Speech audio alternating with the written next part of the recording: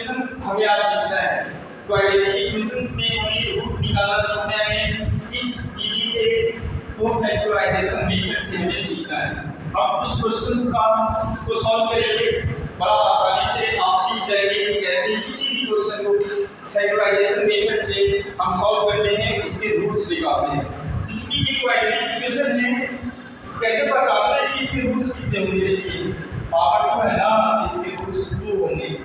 इसका मतलब ये हुआ कि x की जो वैल्यू मिलेगी वो 2 को वैल्यू देंगे। तो चलिए सीखते हैं, पहला क्वेश्चन हम सॉल्व करते हैं। पहला क्वेश्चन क्या है? 6x² - x - 2 = 0।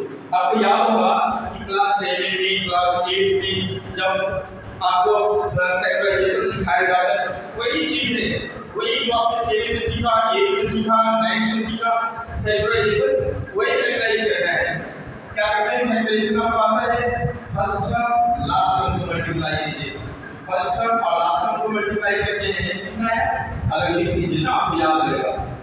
6x² को -2 से मल्टीप्लाई करते हैं आप, तो आपको आता है -12x²।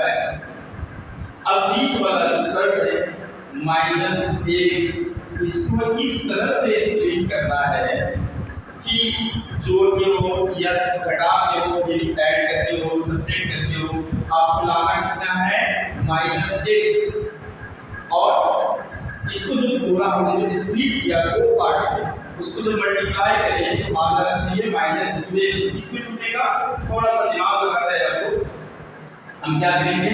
इसको -4x और इसको +3x लिख सकते हैं ना, क्योंकि -4x में +3x ऐड करते हैं तो -6 आता है, और मल्टीप्लाई करते हैं तो plus minus minus 4 3 12 x x² हो गया ना, स्प्लिट हो गया ये। अब ये देखिए, इसको लिखेंगे 6x², इसको हमने स्प्लिट किया है इसमें -4x + 3x, तो चलिए पहले +3x लिख देते हैं और उसके बाद -4x किया, ये -2 = 0। अब देखिए 1 2 3 4 चार टर्म्स हो गए, दोनों का पेयर लीजिए, इसका पेयर, इसका पेयर। इस दोनों में आप कॉमन लेंगे, कॉमन का मतलब वैसा टर्म जो दोनों में हो। दोनों में क्या दिख रहा है?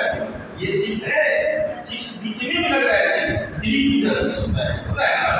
इसमें दो एक्सरसाइज देखिए, 3 दोनों में है तो 3 कॉमन हो गया, x कॉमन हो गया, यहाँ क्या होता है? 3 × 6 2x, और यहाँ 3 × 3।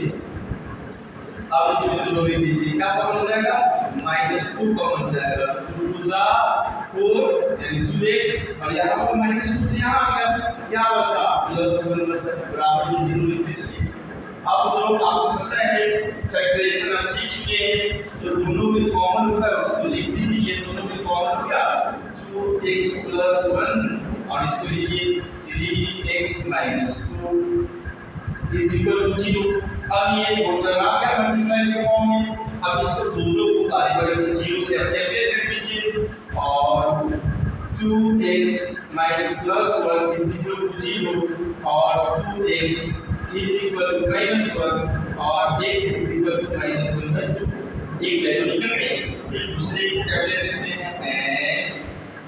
3x - 2 = 0, और 3x = 2, और x = 2/3। ये देखिए, आपके x के जो दो रूट थे -1/2 और 3/2 और 2/3, ये निकल गया, बन गया हमारा क्वेश्चन। सेम इसी तरह ये क्वेश्चन बनेगा, ये क्वेश्चन बनेगा। अब रूट है तो रूट वाला क्वेश्चन देख करके आप डरेंगे, बिल्कुल नहीं डरेंगे, घबराएंगे नहीं। चलिए रूट वाले क्वेश्चन भी मैं आपको सॉल्व करके ये क्वेश्चन दिखाता हूँ कैसे होता है रूट वाला क्वेश्चन। बहुत सारे बच्चे होते हैं कि अगर मान लेते हैं फैक्टराइजेशन के रूट आ गया तो डर जाते हैं, और कोई फ्रैक्शन आ गया तो डर जाते हैं। तो डरने की जरूरत नहीं, बड़ा आसानी से होता है। क्वेश्चन नंबर 3 में रूट वाला है ना, क्वेश्चन नंबर 3 में हम आपको सॉल्व करके दिखाते हैं। 3x² - 2x - 2 √6x + 2 = 0। सेम वही प्रोसेस करेंगे, फर्स्ट टर्म लास्ट टर्म को मल्टीप्लाई करते हैं, 3 × 6x² आता है। अब ये -2x है तो दिमाग लगाइए कि -2x को हम कैसे स्प्लिट करें। बड़ा आसान है, 3x² अगर इसको हम लिखते -√6x और इसको लिखते हैं -√6x + 2 = 0। देखिए √6 -√6 और -√6 को मल्टीप्लाई करते हैं तो रूट हट जाएगा तो +6x² आ जाएगा। अब ऐड करते हैं -√6 और -√6 को तो -2√6 आ जाता है। अब बात आया बहुत सारे बच्चे बोलते हैं सर कॉमन कैसे भी कॉमन में गड़बड़ हो जाता है, गड़बड़ा जाता है, दिमाग नहीं काम करता है। बहुत आसान है, यहाँ पे ये √3 है तो आप √3 को क्या लिख सकते हैं, सॉरी 3 है 3 को क्या लिख सकते हैं √3 × √3, क्योंकि √3 को √3 से मल्टीप्लाई करते हैं तो 3 आता है। आप इसको देखिए ये जो -√6 है तो -√6 के माइनस को कर रहे हैं √6 जो है तो √6 को आप क्या लिख सकते हैं √3 × √2। अब बताइए आप हमको ये √3 कॉमन है ना कॉमन, तो √3 आपको कॉमन मिल गया, x भी कॉमन मिल गया। अब इसमें से एक √3 कॉमन मिल गया तो क्या बचा, ये √3 बचा, ये √3 लिख दीजिए।